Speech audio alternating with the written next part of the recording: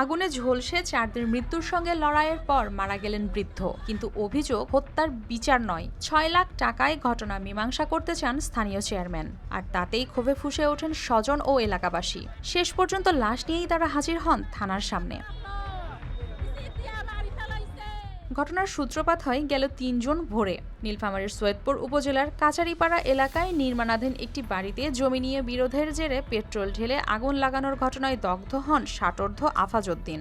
গুরুতর অবস্থায় প্রথমে তাকে স্থানীয় হাসপাতালে নিলে অবস্থার অবনতি হওয়ায় ভর্তি করা হয় ঢাকার বার্ন ইউনিটে। এরপর 4 দিন মৃত্যুর সাথে লড়াই করে গেল 6 জুন মারা যান তিনি। কিন্তু পরিবারের অভিযোগ, ঘটনার 3 দিন পেরিয়ে গেলেও মামলা নেয়নি পুলিশ। এমনকি অভিযোগ ওঠে 6 লাখ টাকায় চলমান বিরোধ মীমাংসার প্রস্তাব দেন স্থানীয় চেয়ারম্যান। এতে ক্ষোভ ছড়িয়ে পড়ে পুরো এলাকায়। জমি নিয়ে জমিটা আমার ভাই কিনছে, বিভিন্ন আগুন ধরাই দিবে, করবে সে করবে, চেয়ারম্যান মেম্বারের কথা না মেনে চলে গেল। সে সময় রাত 2টা পেট্রোল অকটেন ছুঁড়ে আগুন লাগাই দিয়েছে।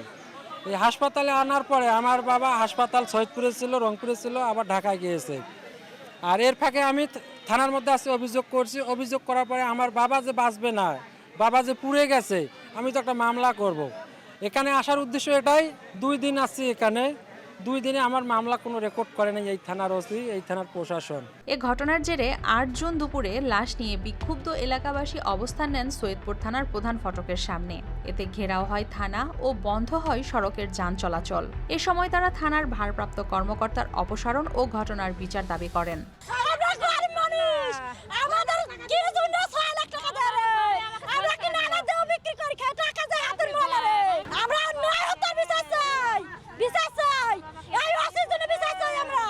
এদিকে মামলার এজাহারে কিছু ত্রুটি থাকায় সংশোধনের জন্য বলা হলেও পরিবারের পক্ষ থেকে পাওয়া যায়নি সম্মতি। তবে ইতোমধ্যে মামলা গ্রহণ করা হয়েছে এবং দ্রুত নেওয়া হবে প্রয়োজনীয় ব্যবস্থা, জানিয়েছেন কর্মকর্তা। অভিযোগের কোনো ভিত্তি নাই।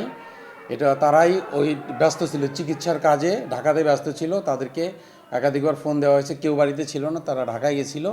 তারা কালকে এসে এজাহার দিচ্ছে। এজাহার দেওয়ার সাথে আমরা এটা কালকে ত্রুটির কথা বলছে, আজকে একটু আগে এজাহার দিল এবং এটা আমরা মামলায় নিয়ে নিচ্ছি। একটি মৃত্যুকে ঘিরে শুরু হওয়া এই ঘটনায় এলাকায় ঘুরছে একটাই প্রশ্ন: বিচার পেতে কেন রাস্তায় নামতে হলো স্বজনদের, যার উত্তর খুঁজছেন অনেকেই। News desk, RTV।